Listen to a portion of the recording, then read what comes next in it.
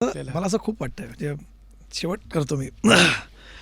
तुम्ही ज्या दिवशी बाळासाहेबांना सांगायला गेला होतात की आज मी ठरवलं की मी राज ठाकरेंसोबत जाणार आहे, आपण परत त्या प्रसंगाकडे जाऊया. तो प्रसंग समजून घ्या, आज घडतोय. आज दोघं एकत्र आले आहेत आणि बाळा नांदगावकर बाळासाहेबांसमोर उभे आहेत आणि त्यांना सांगतायत की आज हे दोघं एकत्र. त्यांना काय सांगतील बाळा नांदगावकर बाळासाहेबांना की बघा आज हे एकत्र आले, ते कसं सांगाल? नाही नाही, ते तर आता तुम्ही आता तो कसा भावनिक मुद्दा करू नका, आता मला त्रास होईल. पण तो क्षण मी ऑलरेडी युजलाइज केलेला आहे, त्याच्यामुळे मला कसं कल्पना सांगाल तुम्हाला आज सांगायचं बाळासाहेबांना? दोन शब्दात सांगा, दोन वाक्यात सांगायचं बाळासाहेबांना, कसं सांगाल? नाही नाही, साहेब तुमच्या मनातली इच्छा शेवटी पूर्ण झाली.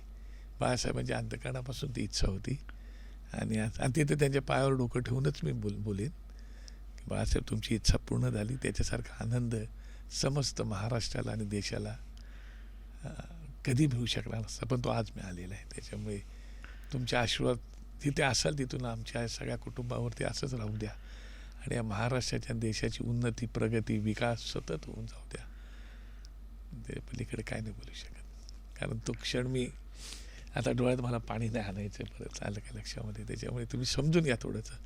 तो मला जरा तो प्रसंग तो थोडा फार भावनिक आहे प्रसंग, त्याच्यामुळे तिकडे आता मला घेऊन जाऊ नका. आपण हसत करत मुलाखत केलेली आहे.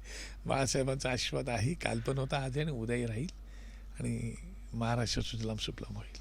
थँक्यू. नांदगावकर साहेब, तुम्ही आज आलात आणि खरं तर मलाही आज एक माझ्यासाठी ही एक उजळणी झाली की हा सगळा जो प्रवास मी दोन शिवसेना म्हणजे राज ठाकरे उद्धव ठाकरे जेव्हापासून वेगळे झाले तेव्हापासून ते आज एकत्रीकरणाची एक प्रक्रिया सुरू झालेली आहे. तिथपर्यंत हा प्रवास बघतो आणि तुम्ही त्या प्रवासातले एक महत्त्वाचे साक्षी आहात. आज तुम्ही आलात टू द पॉईंटमध्ये ही सगळी तुमची